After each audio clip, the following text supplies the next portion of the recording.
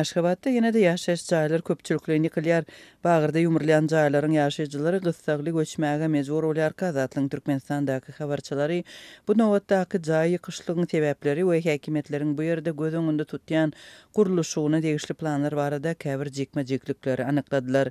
Bagyr bilen Gökçe ýaşaýyş toplumlarynyň ýerleşýän ýerinde Aşgabat Cityni gurmak göz öňünde tutulýar diýip paýtagtyň şäher planlaşdyryş guruluşlarynyň birnäçe wekili bilen tökbetdeş bolan habarçymyz 31 oktýabrda maglumat berdi.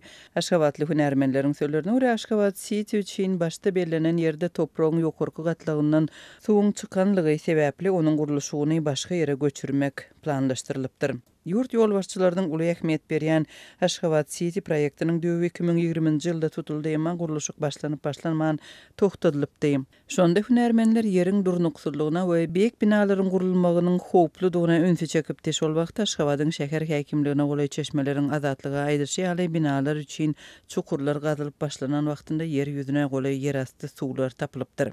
Türkmen häkimetleri Aşgabat City proýektiniň täze paýtagta öwrülmegine garaşyp taslamanyň çäginde 12 we 35 gat beýikligi bolan 200-den gowrak belent bina gurulmaly. Aşgabatly guruluşyk bilermenleriniň habarçymyz aýtmagyna görä indi bu proýekde täze ýer saýlamak üçin Bekrebe we Pöwrize aralygynda boş ýerleriň toprak guruluşlaryny öwrenipdirler. Bagyryň we Gökçäniň yer guruluşyny makul tapypdyrlar. Barlyk işleri Fransiýanyň we Türkiýanyň bilermenleri bilen bile geçiriligi öwrenildi diýip habarçymyz bilermeni setirledi. Şeýle-de çeşmeleriň sözlerine görä bagyryň saýlanyp alynmagynyň ýene bir sebäbi onuň ýerleşýän ýeri prezidentiň doguduk mekany Göktepe tarapyna we arkadaky şäherine hem ýakyn hasaplanýar.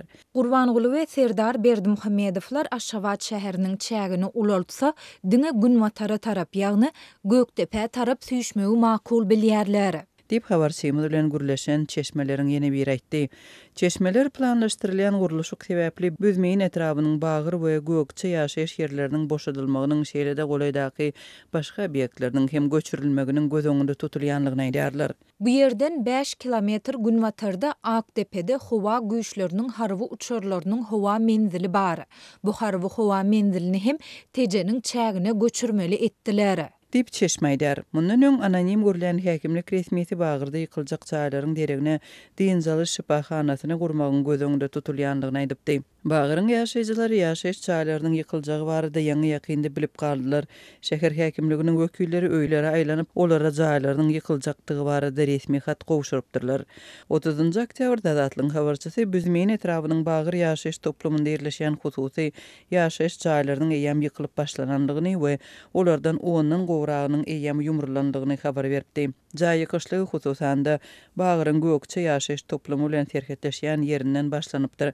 Bu ýerde täze gurulan 2 gatly hojalyk jaýlary bar, olaryň sanynyň müňe golaýdygyny häkimlik resmiýetine talgylanyp habarçymyz aýtdy. Bagyrdaky jaý eýleriniň birnäçesiniň sözlerine görä häkimligiň wekilleri olara Bagyrdaky jaýlary şu ýylyň ahyrına çenli doly ýykmagyň göz öňünde tutulýanlygyny aýdypdyr we jaýlary ýykylan raýatlara büzmeýin şäherinden kwartiralaryň beriljakdygyny dilden wada beripdir. Aşgabatda täze guruluşyklaryň başlanmagy we ýaşaýyş çaýlaryň ýykylmagy adaty ýagdaýa öwrüldi. 14 ýylyň dowamında paýtagtda müňlerçe ýaşaýyş jaý ýykyldy. Köp sanly maşgaly göçmäge mejbur boldy. Käbirleri hatda öýsiz galdy. Habarçylar mundan öň Aşgabat Cityniň guruluşygy sebäpli häkimetleriň çoğunlygynyň golaýyndaky jaýlaryň we daçalaryň müňlerçesini ýykanlygyna hem ünsü çekärler. Aşgabat City proýekti üçin odal niýetlenen ýerde soňky döwürde hiç hili hereket göze ilmedi. Hökümet 3 ýyl mundan odal dawraly ýagdaýda başlan we gysga wagtyň içinde birden togtadan proýektiniň guruluşygy barada resmi derejede hiç zat aýtmady. Habarçylara görä bu aralykda çoğunlukda Aşgabat Cityniň düýbi tutulan wagty dikilen belgiler şu günler sökülüp aýrylyp başlanypdyr. Rusiýanyň Penza Döwlet Uniwersitetinde türkmen talipleriniň sanyny köpeltmek barada ılalaşyk gazanyldy. Bu barada Türkmenistanyň Bilim Ministrligi habar berýär. Şol bir wagtda Türkmenistanlylar bu ılalaşyklaryň özlerine tas hiç hili bähwidiniň ýokdugyny belliýärler we häkimetleriň döredýän emeli kynçylyklaryndan sowulyp geçip daşary ýurtlarda okumaga gitmek üçin onlarça müň manat para bermäge mejbur bolýandyklaryny aýdýarlar. Bilim Ministrliginiň maglumatyna görä gurrun edilýän ılalaşyk Türkmenistanyň Astrahan oblastyndaky konsulu Güç Garayewiň we ikinji sekretar Aşyr Ali Nazarowyň 16-njy oktýabrda Penza Döwlet Uniwersitetiniň rektory Aleksandr Gulyakow bilen geçiren duşugynyň dowamynda gazanyldy. Uniwersitetiň rektorynyň halkara çäreleri boýunça ornwasary Gleb Sintsov häzirki wagtda Türkmenistanyň 253 raýatynyň bu ýokary okuw jaýynda okuýandygyny aýtdy. Şeýle-de soňky 3 ýylda Türkmenistandan Penza Döwlet Uniwersitetinde okuyan talipleriň sanynyň 20 esse artandygyny belläp,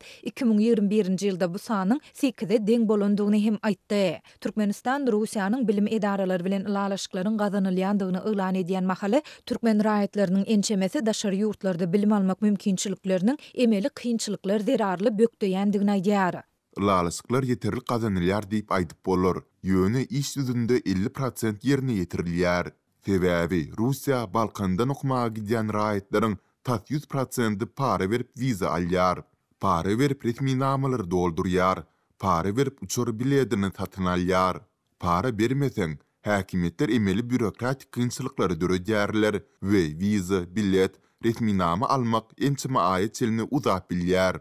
Diňe Russiýa okumaga gitmek üçin däl, Türkiýe we Gazagystan ýaly döwletlere okuw vizasyny almak üçin de para bermeli. Diýip Balkanly ýaşlaryň biri anonimlik şertinde habarçymyza gurrun berdi. Mary welaýatynda habarçymyz Russiýada okumaga gitmek isleýän ýaşlaryň diňe ýurtdan çykmak üçin adyndan 50 000 manat çykdyjy etmelidigini, munyň aglawasynyň viza, bilet we resmi nama almak üçin berilýän paradygyny aýdýar. 50 000 manat Merkezi bankyň kursunda 14 000 ABŞ dollaryndan hem geçýär. Bu okuw jaýyna berilýän tölög dälde diňe ýurtdan çykmak üçin sarp edilýän serişde we paradara. Diňe okuw vizasyny almak üçin 10 000 manat para berilýär diýip habarçymyz gurrun berdi. Onuň tasdiklamagyna görä Ýewropa ýurtlaryna okumaga gitjek raýatlaryň çykdyjysy hasda köp bolup ortaça 200 000 manada barabar bolýar. Bu ýurtlara okumaga gitjek raýatlardan diňe viza üçin azyndan 30-40 000 manat para sorulýar. Köp adamyň bu serişdäni tölemäge maddi mümkinçiligi ýok. Şol sebäple köp adam çağlaryny Russiýa, Türkiýe we Gazagstan ýaly ýurtlara okuwa iýerýär. Diýip habarçymyz belledi. Adatlyk baýdalanlar barada ýurdun bilim ministrliginden maglumat alyp bilmedi. Balkan welaýatynyň Türkmenbaşy şäherinde internet hyzmatlary ýiti çäklendirildi. Şeýle-de sebitde howpsuzlyk çäreleri güýçlendirilip, edara kärhanalarda we köçelerde güýçli depginde ýowar geçirilýär. Adatlyk radiosynyň habarçysy 31-nji oktýabrda Balkandan beren maglumatynda bu çäreleriň prezidentiň kakasy, halk maslahatynyň başlygy Gurbanyňly Berdimuhammedowyň sebite etmegine garaşylýan sapary bilen baglanyşyklydygyny aýdýar. 31-nji oktýabrda ölen sagat 1 çenli Wi-Fi internet hyzmatlary işlemedi. Internetiň tezligi hem örenpet, IP adresler hem petiklenýär, VPN ulgamlarynyň hem tas ähli görnüşleri petiklendi. Satyjylar we hakerler 2-3 gün garaşyň diýerler. Diýip habarçymyz gurrun berdi. Onuň tasdiklamagyna görä Türkmen Telekomyň we Altyn asyryň yerli edaralaryna döwlet kiber howpsuzlyk gullugynyň işgärleri yerleşdirildi. Türkmenistanda öý internet hyzmatlary Türkmen Telekom elektrik aratnaşyk kompaniýasy we mobil internet hyzmatlary Altyn asyr ýapyk görnüşli paýdarlar jemgyýeti tarapyndan ilata hödürlenýär. Köp TikTokerleri ýygnap başladylar. VPN ulgamlaryndan peýdalanýan adamlary hem soragy çekýärler diýip habarçymyz belledi.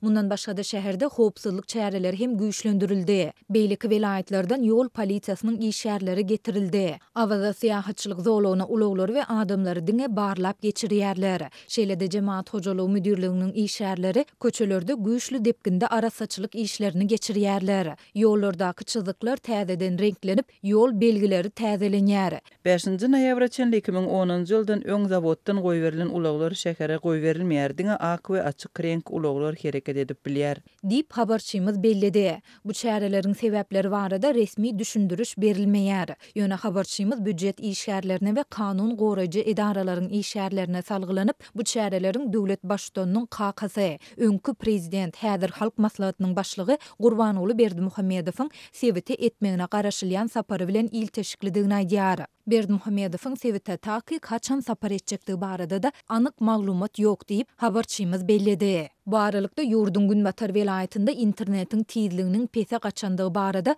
garaşsyz neşir Türkmen News hem habar berip, olmunyň prezident Serdar Berdimuhammedowyň hut özüniň Sewite etmegine garaşylýan sapary bilen baglanyşyklydygyny belleýär. Adatça bolşýanly häkimetleri we berk döwlet gözegçiligindäki media serişdeleri prezidentiň ya onuň kakasynyň Sewite etmegine garaşylýan sapary barada maglumat bermeýärler. Şol sebäpli bu saparyň amala aşyp aşmajakdygy soňky pursada çenli nämälim bolmanda galýar. Adatça ýurtda şeýle taýýarlyk çäreleri prezidentiň ya onuň kakasynyň ýa-da ýokary derejeli döwlet emeldarynyň Sewitleri etmegine garaşylýan saparlarynyň öňü syrasynda geçirilýär. Bu aralykda Balkandaky habarçymyz Sewitde Berdimuhammedowyň saparyna taýýarlyklaryň başlanmagy bilen ilata 5 ay bäri berilmeýän un we ýağ paýlarynyň berilip başlanandygyny hem habar berýär. Türkmenbaşydaky döwlet dukanlarynyň öňünde adamlaryň uly nowatlary emele geldi diýip habarçymyz sözüni jemledi.